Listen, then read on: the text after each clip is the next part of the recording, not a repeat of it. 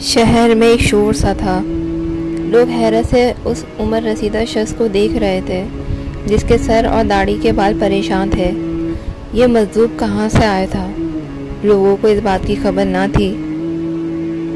مقامی باشندوں نے تو یہ خبر سنی تھی اور وہ اس شخص کو دیکھنے کے لیے دوڑے چلے آئے تھے۔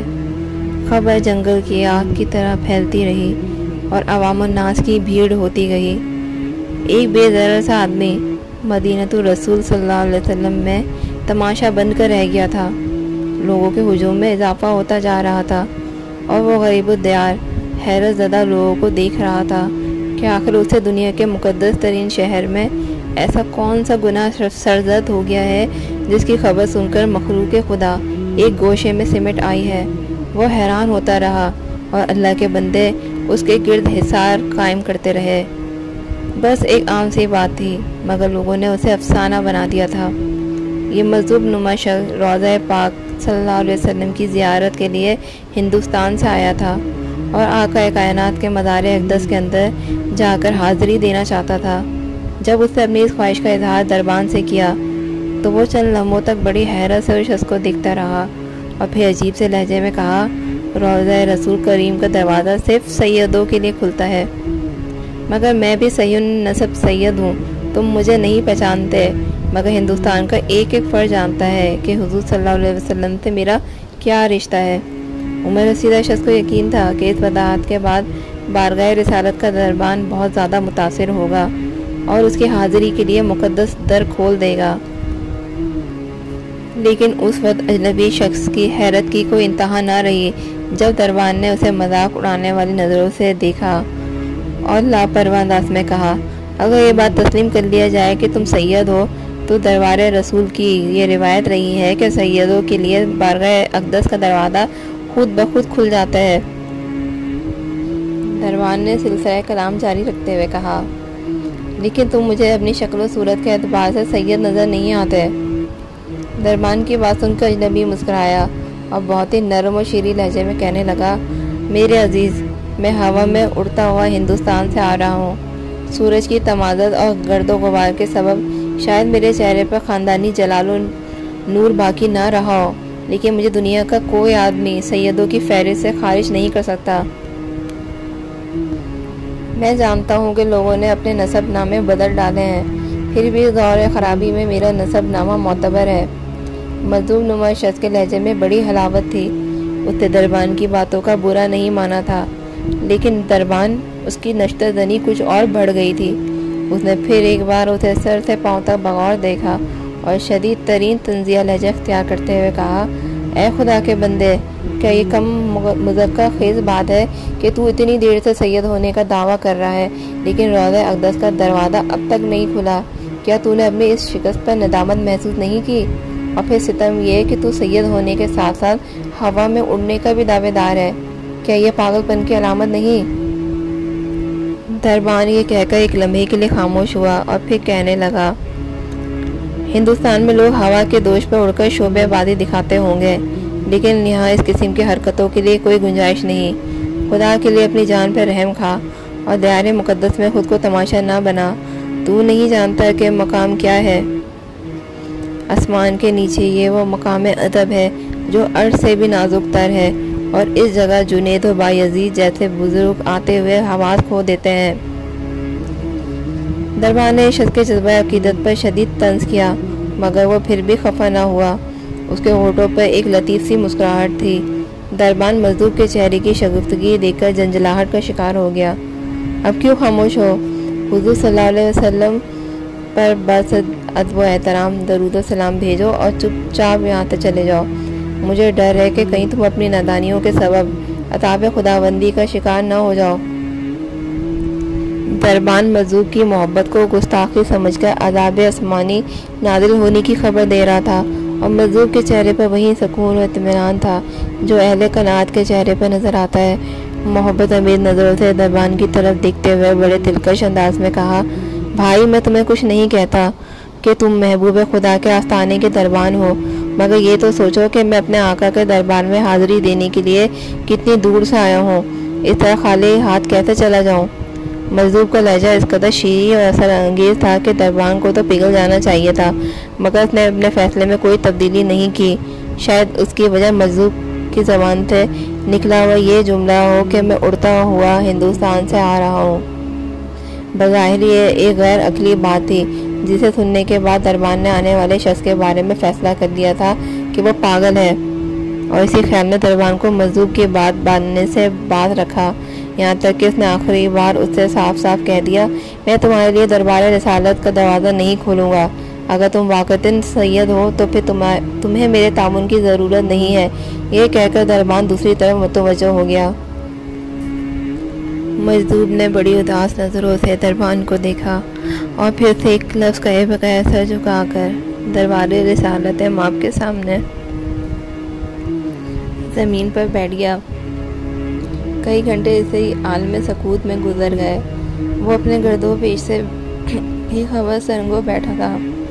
اہل نظر مجذوب کس عمل پر خاموش تھے، اور جن لوگوں کو صرف ظاہری آنکھ کی روشنی بخشی گئی تھی وہ اسے دلچسپ تماشا سمجھ رہے تھے۔ پہلے چند کانوں تک خبر پہنچی اور پھر اس طرح عام ہوئی کہ لوگ بے اختیار کھینچے چلے آئے۔ وہ اپنی آنکھوں سے اس شخص کی دیوانگی کا انجام دیکھنا چاہتے تھے، جو اپنے صحیح النسب سید ہونے کے ساتھ ساتھ ہوا میں اڑنے کا بھی دعوے دار تھا۔ ممکن تھا کہ کچھ لوگ اس کے دعوے پر دھیان نہ دیتے، مگر ہوا میں اڑنے کا دعویٰ اس قدر مذاق خیز تھا کہ سنجیدہ لوگ بھی مجذوب کا مذاق اڑا رہے تھے۔ صبح سے شام ہوئی لیکن دربار رسالت کا دروازہ نہیں کھلا۔ مجذوب کا خیال تھا کہ اسے بہت جلد اندر آنے کی اجازت مل جائے گی، مگر جب ایسا نہیں ہوا تو اس نے گھبرا کر آنکھیں کھول دی۔ ہجوم انسانی کی آنکھوں میں تمسخر کا گہرا رنگ اور ہونٹوں پر استہزائیہ مسکراہٹ تھی۔ مجذوب نے دوبارہ آنکھیں بند کر لیں۔ پھر اسی کرب کے عالم میں 2 دن گزر گئے۔ تیسرے دن عصر کی نماز کے بعد جب مجذوب سے برداشت نہیں ہوا تو وہ بچوں کی طرح رو پڑا۔ آقا، اب تک میں خود کو سید سمجھتا رہا، مگر آج مجھ پر یہ راز فاش ہو گیا ہے کہ میرا نسب نامہ مجہول ہے۔ میرے ماں باپ نے مجھے غلط بتایا ہے کہ میں سید نہیں ہوں۔ اگر نسبی طور پر آپ سے میرا کوئی رشتہ ہوتا تو اس طرح تماشا نہ بنتا۔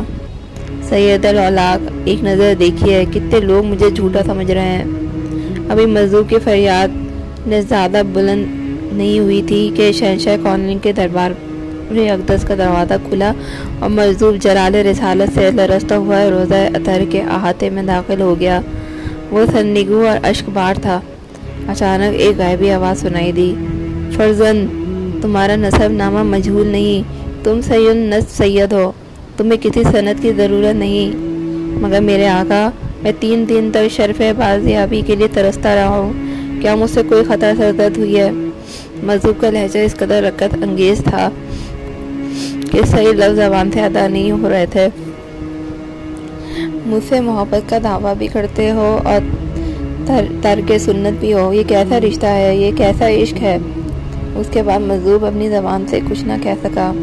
روضہ اقدس کی دیواروں سے لپٹا ہوا روتا رہا۔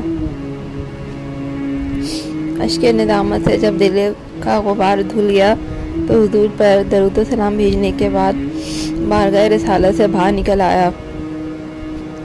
میں شرمندہ ہوں، دربان نے مجذوب سے کہا۔ اس سے معافی مانگی اور کہا، یہاں بہت سے لوگ سید ہونے کا دعویٰ کرتے ہیں، میں کس کس کی بات پر دھیان دوں؟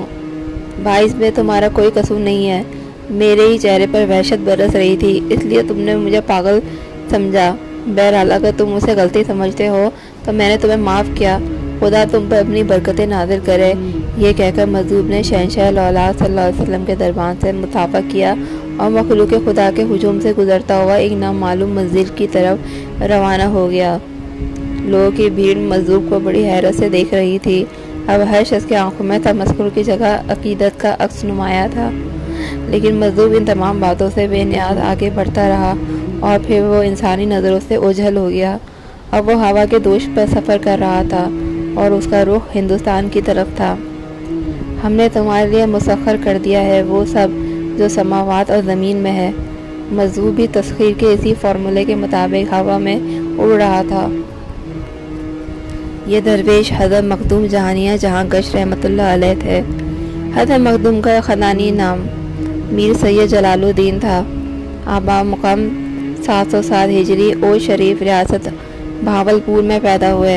आपके वालिद का नाम सैयद अहमद कबीर था और नस्ली एतबार से सैयद नस्ल सैयद थे। आपके चेहरे मुबारक से ख़ानदानी वजाहत की तमाम निशानियां ज़ाहिर थी। आपका बचपन दूसरे बच्चों से मुख्तलिफ और इस कदर अजीब अंदाज से गुजरा कि बड़े बड़े अहले दानिश और साहिब होश दंग रह जाते थे। हर आँख जो अपने अंदर बातिन की रोशनी रखती थी, उसे अंदाज़ा हो गया था कि हज़रत जलालुद्दीन जवान होकर मार्फत के आला मकाम पर फायद होंगे। इसलिए छोटी सी उम्र में लोग आपका अदब करते थे।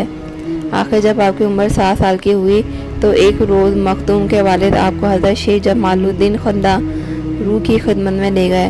हज़रत शेख जमालुद्दीन खंदा रू एक साहिब मकाम बुजुर्ग थे। आपने मखदूम जहानिया गश्त पर मोहब्बत से भरपूर एक नज़र डाली और फिर दूसरे लोगों की तरफ मुतवज्जो हो गए। कुछ देर बाद हज़रत शेख जमालुद्दीन रू अपने सामने रखे हुए खजूरों के तबाह की तरफ इशारा करते हुए खादिम से कहा, इसे हाज़रीन महफिल में तकसीम कर दो। ये एक आरिफ के दरबान का तबर्रुक था। हाज़रीन ने बसद के शौक खाना शुरू कर दिया। हज़रत मखदूम भी बड़ी अकीदत के साथ खजूर खा रहे थे।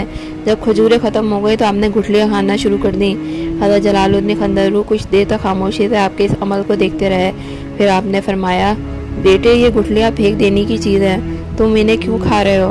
आपके अल्फाज सुनकर तमाम हाज़रीन महफिल हज़रत मखदूम की तरफ मुतवज्जो हो गए और इस बात का इंतज़ार करने लगे कि एक कमसिन बच्चा एक मर्द कामिल की बात का क्या जवाब देता है। हज़रत मखदूम चंद लम्बे तक सर झुकाए बैठे रहे और फिर आपने हज़रत खंदरू के चेहरे मुबारक की तरफ देखते हुए कहा, ये खजूरें मुझे आपके हाथ से नसीब हुई हैं, इसलिए उनकी गुठलियाँ भी फैज़ से खाली नहीं। हज़रत मखदूम का यह जवाब सुनकर पूरे महफिल पर सन्नाटा तारी हो गया। मौजूद लोगों में से कोई भी नहीं सोच सकता था कि एक बच्चा इतने पते की बात कह सकता है। हज़रत खंदरू हज़रत मखदूम का जवाब सुनकर मुस्कुराए और फिर बड़ी मोहब्बत से कहा, साहबजादे, खुदा का शुक्र है कि मेरी आंखों ने धोखा नहीं खाया। खुदा तुम्हें अपनी पनाह में रखे और जो कुछ मैं देख रहा हूँ रहमतों का आसमान से तुम पर नाजिल होते हुए। ये अपने वक्त के मशहूर बुजुर्ग हज़रत जलालुद्दीन खंदरू की पेशन गोई थी, जो शब रोज़ के उलट फेर में हुर्फ बहुर्फ सही साबित हुई। इस वाक़े के बाद आप ज़ाहिरी उलूम हासिल करने में मशगूल हो गए। आपने 2 साल तक हज़रत शेख अफ़ीफ़ुद्दीन अब्दुल्ला की शब रोज़ खिदमत की, जिससे मुतासिर होकर इस मर्द कामिल ने हज़रत जानिया जहाँ गश रहमतुल्लाह अलैह को उलूम ज़ाहिरी और बातनी के रमूज़ से आशना कराया और खलका भी अता किया। मगर अभी आप तशन्ना लब थे और इल्म की प्यास बदम बढ़ रही थी। अपनी इस प्यास को ज़ाहिर करने के लिए हज़रत मखदूम ने शेख अफ़ीफ़ुद्दीन रहमतुल्लाह अलैह से अर्ज़ किया, हज़रत मैं बहुत प्यासा हूँ, अभी तो मेरे होठ ही तर हुए हैं, मुझे अपनी चश्मे करम से दूर ना फरमाए। हज़रत शेख अफ़ीफ़ुद्दीन ने एक तालिब की तड़प देखी मगर ज़बान से कुछ ना फरमाया। हज़रत मखदूम ने बहुत ज़िद की तो आपने कहा, जलालुद्दीन, मेरे पास जो कुछ तुम्हारा हिस्सा था मैं दे चुका हूँ, बाकी तुम्हें गारजोन में मिलेगा। ये एक वादा इशारा था जिसे हज़रत मखदूम फ़ौरन समझ गए। उनका सिलसिला इल्म अभी मुनक़ता नहीं हुआ था, मगर चश्मे मार्फत से प्यास बुझाने के लिए अभी उन्हें और आजमाइशों के लगोदक सहरा से गुजरना था। चुनांचे अब हज़रत शेख की दुआओं के साए में मक्का होते हुए गारजोन पहुँचे, लेकिन यहाँ किस्मत ने अजीब व गरीब रंग दिखाया।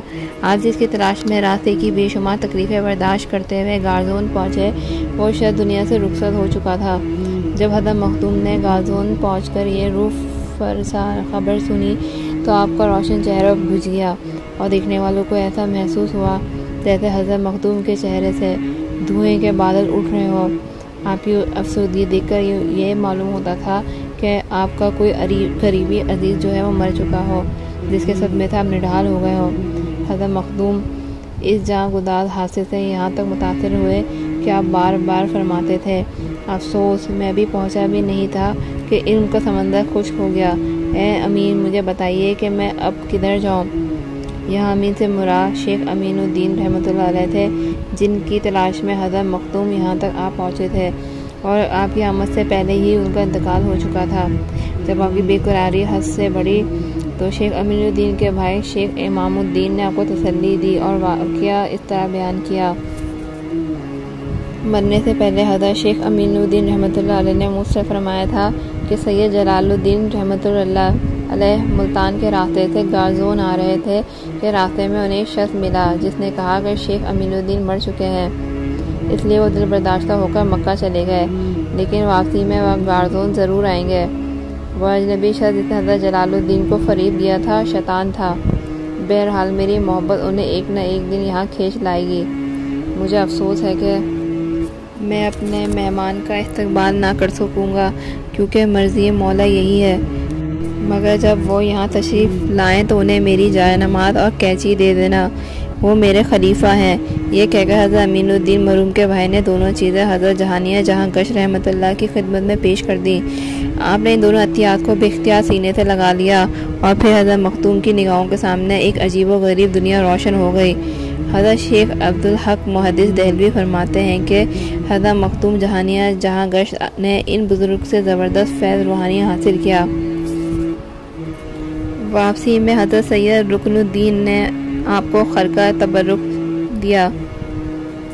جب آپ حج بیت اللہ کے لیے تشریف لے گئے تھے، اس وقت آپ کی ملاقات مشہور بزرگ امام عبداللہ یافقی رحمۃ اللہ سے ہوئی۔ رخصت کے وقت آپ سے حضرت امام نے فرمایا، جلال الدین دہلی جا کر نصیر الدین چراغ دہلی کے ہاتھ میں اپنا ہاتھ دے دو کہ اس وقت ہندوستان میں بزم معرفت کے چراغ وہی ہیں۔ چنانچہ حضرت مختوم رحمۃ اللہ علیہ باسط ادب و احترام آفتاب چشتیہ کے روبرو حاضر ہوئے اور حضرت نصیر الدین چراغ دہلی کے معرفت سے یہاں تک فیض حاصل کیا کہ دل و دماغ کے جو گوشے باقی رہ گئے تھے وہ بھی روشن ہو گئے۔ ایک بار حضرت شیخ ابوالفتح ملتانی زینے سے اتر رہے تھے، حضرت مختوم دوڑ کر راستے میں لیٹ گئے تاکہ ایک مرد کامل کا مبارک قدم آپ کے سینے پر پڑ جائے، مگر حضرت شیخ ابوالفتح آگے بڑھنے کے بجائے ٹھہر گئے اور فرمایا، سید تمہیں اس کی ضرورت نہیں، تم اپنے مرتبہ ولایت کو پہنچ گئے ہو، اٹھو کہ تم خود مخدوم جہانیہ ہو۔ یہ کہہ کر آپ نے حضرت مختوم کو اپنے سینے سے لگایا اور بے شمار نعمتیں عطا کی۔ اسی روز سے آپ مختوم جہانیہ رحمۃ اللہ علیہ کے لقب سے مشہور ہو گئے۔ ایک مرتبہ عید آئی تو حضرت مختوم حضرت بہاؤالدین ذکریہ ملتانی کے مزار مبارک پر حاضر ہوئے اور گردن جھکا کر بس ادب پکارا، سرکار آج عید کا دن ہے، رسم کے مطابق تمام اہل دنیا اپنے عزیزوں کو عیدی دے رہے ہیں، میں بھی تو آپ کا غلام ہوں، مجھے بھی عیدی دیجیے۔ خداوند عالم نے تجھے مختوم جہانیہ کیا، یہی تیری عیدی ہے۔ مزار مبارک سے جواب آیا۔ حضرت مختوم اپنی آنکھوں میں عقیدت کے آنسو لیے واپس آ گئے اور پھر مختوم جہانیہ کا خطاب اس قدر مشہور ہوا کہ پورے ہندوستان میں اس کی گونج سنائی دینے لگی۔ حضرت جلال الدین پہلے مختوم جہانیہ کہلائے اور پھر آپ کو جہاں گشت کا لقب عطا ہوا۔ جہاں گشت کے لفظی اور ظاہری معنی ہیں دنیا کی سیاحت کرنے والا۔ اس اعتبار سے بھی حضرت جلال الدین ایک امتیازی حیثیت رکھتے ہیں۔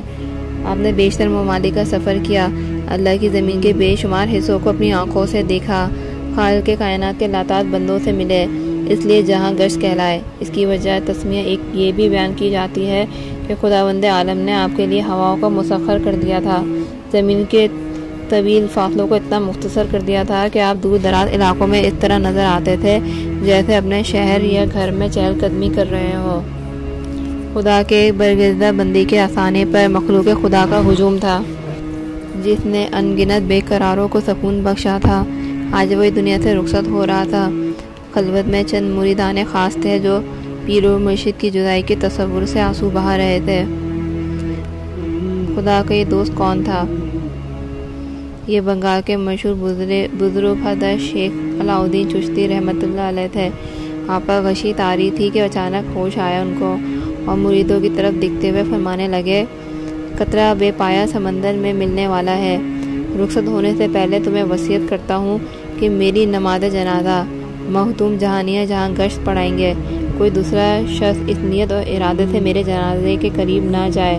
یہ کہہ کر آپ نے تمام مریدوں اور عام مسلمانوں کے حق میں دعائے خیر کی اور واصلے بحق ہو گئے۔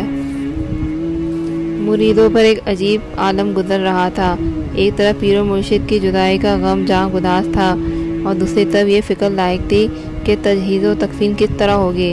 حضرت علاء الدین چشتی رحمۃ اللہ کی وصیت کے مطابق آپ کی نماز جنازہ صرف حضرت مختوم جہانیہ جہاں گشت ہی پڑھا سکتے تھے۔ اور حضرت مختوم اس وقت اوش شریف میں قیام فرما تھے۔ مریدوں کی سمجھ میں یہ بات نہیں آ رہی تھی کہ پنجاب اور بنگال میں 1000 میل سے زیادہ کا فاصلہ حضرت مخدوم رحمۃ اللہ علیہ کس طرح طے کر سکیں گے۔ اسی عجیب کشمکش کا عالم تھا۔ پیر و مرشد کی وصیت سے روگردانی نہیں کی جا سکتی تھی اور مخدوم جہانیہ کی آمد بھی ناممکن نظر آ رہی تھی۔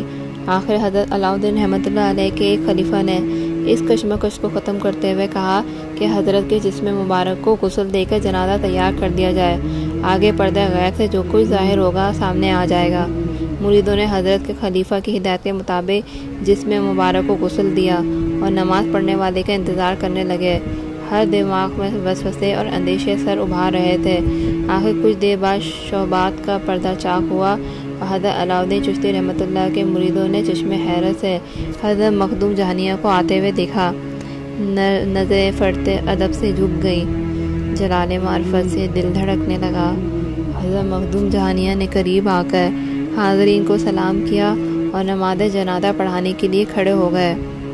تدفین کے بعد آپ نے حضرت شیخ علاؤالدین چشتی رحمۃ اللہ علیہ کے اوصاف بیان کیے اور پھر مرنے والے کے حق میں دعائے خیر فرما کر رخصت ہو گئے۔ جنازے میں شریک ہونے والے ہزاروں انسانوں میں سے کسی نے یہ پوچھنے کی جرات نہیں کی کہ حضرت مخدوم رحمۃ اللہ علیہ بنگال کس طرح تشریف لائے۔ کس میں یہ طاقت تھی کہ حضرت کے روبرو نظر اٹھا سکتا تھا اور کس میں یہ صلاحیت گفتار تھی کہ مخدوم جہانیہ کے سامنے ہونٹوں کو جنبش دے سکتا۔ وہ جس کے قدموں کے نیچے زمین سمٹ گئی تھی، جس کے لیے ہوائیں مسخر کر دی گئی تھی، خاموشی سے آیا اور کچھ کہے بغیر چلا گیا۔ اس زندہ مثالی کی موجودگی میں یہ کہنا درست نہیں کہ حضرت کو جہاں گشت کا خطاب صرف دنیا کی سیاحت کی وجہ سے دیا گیا تھا، اور اس خطاب کی ایک وجہ سیر دنیا بھی ہو سکتی ہے، مگر یہ بھی اپنی جگہ ایک حقیقت ہے کہ حضرت مخدوم کسی مادی وسیلے کے بغیر دنیا کے ہر گوشے میں پہنچ سکتے تھے۔ یہی آپ کی سب سے بڑی کرامت تھی۔ ایک روز حضرت مخدوم اپنی خانقاہ میں بیٹھے تھے کہ ایک گوشے میں رکھی ہوئی گھاس کی گٹھری میں آگ لگ گئی اور دیکھتے ہی دیکھتے شعلے بھڑکنے لگے۔ آپ نے ایک چٹکی خاک اٹھائی اور آواز بلند یا شیخ محی الدین قادری جیلانی کہہ کر اس طرح پھینکی کہ آگ فوراً بجھ گئی۔ ایک مرتبہ آپ اپنے چند مریدوں کے ہمراہ سرہند شریف مشرقی پنجاب سے گزر رہے تھے تو اچانک آپ ٹھہر گئے اور مریدوں سے پوچھا، کیا تمہیں کوئی عجیب بات محسوس ہوئی؟ پیر و مرشد، ہمیں تو کچھ بھی احساس نہیں ہوا۔ مریدوں نے باسط اداب کہا، اس چھوٹے سے دیہات نما شہر میں کوئی عجیب شے نظر بھی آ سکتی ہے؟ کیا یہاں کی زمین نے تمہارے قدم نہیں روکے؟ آپ نے مریدوں کے جواب کو نظر انداز کرتے ہوئے دوبارہ پوچھا۔ مرید گردنیں خم کیے ہوئے خاموش کھڑے رہے۔ ان کا سکوت اس بات کا مظہر تھا کہ انہوں نے سرہند شریف کی سرزمین میں کوئی کشش محسوس نہیں کی۔ کیا تم معطر ہواؤں کی خوشبو نہیں سونگھ رہے ہو؟ حضرت مختوم نے مریدوں سے تیسرا سوال کیا۔ تمام مرید اس مرتبہ بھی خاموش رہے۔ وہ اپنے پیر و مرشد کی باتیں سن کر بھی سمجھنے سے قاصر رہے۔ افسوس، تم بے خبر ہو، حضرت مخدوم نے فرمایا۔ یہاں کی خاک مقدس ہے کہ اس پر سنت رسول صلی اللہ علیہ وسلم کی تجدید کرنے والوں کے قدم پڑیں گے۔ یہاں کی ہوائیں جاں فضا ہے کہ ان میں خدا کے دوست کے پیرہن کی خوشبو بسی ہوئی ہے۔ آنے والے کے روشن چہرے کو میری آنکھیں دیکھ رہی ہیں۔ اس پر خدا کی بے شمار رحمتیں نازل ہوں گی کہ وہ بندگان خدا کو فتنہ عظیم سے نجات دلائے گا۔ یہ کہہ کر آپ اپنی منزل کی طرف روانہ ہو گئے اور مرید سوچتے ہی رہ گئے کہ حضرت کا اشارہ کس کی طرف تھا، کون آئے گا، فتنہ عظیم کیا ہے؟ غرض اسی قسم کے بہت سے سوالات مریدوں کے ذہن میں گردش کرتے رہے، مگر کوئی بھی ان اسرار کے چہرے سے پردہ نہ ہٹا سکا۔ یہاں تک کہ آنے والوں کے انتظار میں صدیاں گزر گئیں اور جب تقریباً 300 سال بعد سرہند شریف میں حضرت مجدد الف ثانی رحمۃ اللہ علیہ پیدا ہوئے اور آپ نے مغل شہنشاہ اکبر کے دین الہی کے فتنے کو ہمیشہ کے لیے ختم کیا، تو حضرت مخدوم جہانیہ کی پیشن گوئی لوگوں کی سمجھ میں آئی۔ یہاں یہ بات قابل ذکر ہے کہ بر صغیر پاک و ہند کے تمام بزرگوں میں حضرت مجدد الف ثانی رحمۃ اللہ علیہ نے سب سے زیادہ حضور صلی اللہ علیہ وسلم کی سنت مبارک پر عمل کیا۔ چونکہ حضرت مخدوم جہانیہ گشت کو بھی سنت رسول سے عشق تھا، اسی لیے آپ سرحد شریف پہنچ کر بے قرار ہو گئے اور بے اختیار آپ کی زبان سے راز فاش ہو گیا جس پر آنے والے کئی صدیوں کا پردہ پڑا ہوا تھا۔ حضرت مخدوم اپنی تعریف پسند نہ فرماتے تھے۔ ایک مرید نے جس سے آپ سے انتہائی عقیدت تھی آپ کی شان میں نظم لکھی۔ یہ نظم مرید کے جذبات عشق کی آئینہ دار تھی۔ اس میں حضرت کے مرید نے آپ کو سید السادات لکھا تھا۔ جب مرید نے آپ کے لیے یہ لفظ تحریر کیا اس وقت اس کے ذہن میں یہی خیال تھا کہ حضرت اس تعریف سے خوش ہو کر اس پر زیادہ توجہ فرمائیں گے۔ حضرت مخدوم جہانیہ نے پوری نظم خاموشی سے سنی۔ اس کے بعد فرمایا، سید السادات نہیں، گدائے عالم کہو، میں اس در پاک کا بھکاری ہوں۔ ایک گداگر سردار کس طرح ہو سکتا ہے؟ مرید پر سکتہ طاری تھا۔ پھر آپ نے اس کی دلجوئی کے لیے فرمایا، میاں اس تکلف کی ضرورت نہیں، میری محبت ہر حال میں تمہارے ساتھ ہے۔ حضرت مخدوم رحمۃ اللہ علیہ نے ارادتاً کبھی کوئی کرامت ظاہر نہیں کی۔ یہ الگ بات ہے کہ آپ معرفت کا سورج تھے اور سورج کی روشنی کسی طرح بھی نہیں چھپ سکتی، مگر جہاں تک نیت اور ارادے کو دخل تھا آپ ان لوگوں کو بھی ناپسند کرتے تھے جو آپ سے کسی کرامت کے ظہور کی توقع رکھتے تھے۔ ایک مرتبہ میر سید علی ہمدانی آپ سے ملاقات کے لیے آئے اور خانقاہ کے دروازے پر یہ سوچ کر بیٹھ گئے کہ حضرت مخدوم اپنے کشف سے تمام حال جان لیں گے اور پھر خود ہی انہیں اندر بلا لیں گے، مگر ایسا نہیں ہوا۔ میر سید علی بہت دیر تک دروازے پر بیٹھے رہے، یہاں تک کہ حضرت مخدوم کا ایک دوست کسی کام سے باہر آیا اور پھر اس نے واپس جا کر حضرت میر سید علی کے آنے کی خبر دی۔ جب آئے تھے تو مجھے اطلاع کیوں نہیں بھیجی؟ حضرت مخدوم نے قدرے تلخ لہجے میں فرمایا، کیا وہ مجھے عالم الغیب سمجھتے ہیں کہ بغیر اطلاع کے میں ان کی آمد سے باخبر ہو جاؤں گا؟ یہ کہہ کر حضرت مخدوم رحمۃ اللہ علیہ خاموش ہو گئے۔ میر سید علی ہمدانی بہت دیر تک دروازے پر بیٹھے رہے، لیکن حضرت مخدوم رحمۃ اللہ علیہ نے انہیں اندر نہیں بلایا، یہاں تک کہ سید صاحب آپ سے ناراض ہو کر چلے گئے اور پھر انہوں نے ایک رسالہ ہمداں تصنیف کی جس میں حضرت کے بارے میں ایسی باتیں لکھی جو مخدوم جہانیہ جہانگشت رحمۃ اللہ جیسے بزرگ کے شایع شان نہیں تھی۔ ایک روز جب آپ نے سید علی کے رسالے کے بارے میں سنا تو بے ساختہ فرمایا، خدا کی قسم وہ جو کچھ بھی لکھے، مگر میں عالم الغیب نہیں ہوں۔ حضرت مخدوم دنیا کے جاہو چشم سے کبھی متاثر نہیں ہوئے۔ آپ کی محفل میں حاکم و محکوم سب برابر تھے۔ ایک بار حضرت جامع مسجد اوج میں چند درویشوں کے ساتھ بیٹھے تھے کہ حاکم اوج آپ کی زیارت کے لیے آیا۔ اپنے مرتبے کے لحاظ سے اسے امید تھی کہ حاضرین احتراماً کھڑے ہو جائیں گے، مگر تمام لوگ حضرت مخدوم کی باتوں میں اس قدر مہو تھے کہ کسی نے اس کی طرف دھیان ہی نہیں دیا۔ حاکم کو یہ بات سخت ناگوار گزری کہ بوسیدہ لباس پہنے ہوئے درویش اس کے عہدے سے متاثر نہیں ہوئے۔ آخر اسی جھنجھلاہٹ میں حاکم نے کئی درویشوں کو برا بھلا کہہ کر مسجد سے باہر نکال دیا۔ حاکم کی اس حرکت پر حضرت نے غیر غضبناک نگاہوں سے دیکھتے ہوئے فرمایا، اے بدنصیب، دیوانہ ہوا ہے کہ فقیروں کی دل آزاری کرتا ہے۔ آپ کی زبان مبارک سے یہ الفاظ ادا ہوتے ہی حاکم دیوانہ ہو گیا اور کپڑے پھاڑتا ہوا مسجد سے نکلا۔ دوسرے دن اس کی حالت اتنی بگڑ گئی کہ سڑکوں پر لوگوں کو پتھر مارنے لگا۔ آخر بڑی مشکل سے اسے بازنجیر کیا گیا۔ حاکم کا بوڑھا باپ اپنے پاگل بیٹے کو لے کر حضرت جہانیہ جہانگشت رحمۃ اللہ علیہ کی خدمت میں حاضر ہوا اور بہت دیر تک رو رو کر معافی مانگتا رہا۔ بالآخر آپ نے حاکم کے باپ سے فرمایا، اسے غسل دے کر نئے کپڑے پہناؤ اور حضرت شیخ جمال الدین خندہ روح رحمۃ اللہ کے مزار مبارک کی زیارت کرا کے میرے پاس لاؤ۔ جب حاکم اوج اس مرحلے سے گزر کر واپس آیا تو جیسے ہی اس کی نظر حضرت مخدوم کے چہرے مبارک پر پڑی، دیوانگی کے تمام اثرات زائل ہو گئے۔ ہوش میں آتے ہی وہ آگے بڑھا اور حضرت کے قدموں سے لپٹ کر رونے لگا۔ مخدوم، اس غلام کو اپنی محبت سے محروم نہ کیجیے۔ حضرت مخدوم جو سرتاپا محبت ہی محبت ہے، ایک شفیق باپ کی طرح مسکرانے لگے اور پھر سے حلقہ ارادت میں داخل کر لیا۔ کچھ عرصے بعد وہ روحانیت کے اعلیٰ مقام پر فائز ہوا۔ 78 سال تک اپنی تمام تر تابانیوں کے ساتھ معرفت کا یہ سورج چمکتا رہا اور اس کی روشنی ہر خاص و عام پر منقسم ہوتی رہی اور پھر عدلی قانون کے ماتحت 785 ہجری میں یہ خورشید روحانیت غروب ہو گیا۔ آپ شب برات میں پیدا ہوئے اور عید الاضحیٰ کے دن وصال فرمایا۔ آپ کا مزار مبارک اوش شریف میں ہے۔ یہ مقام ریاست بھاولپور میں ملتان سے 70 میل کے فاصلے پر جنوب مغرب میں آج بھی مرجع خلائق ہے۔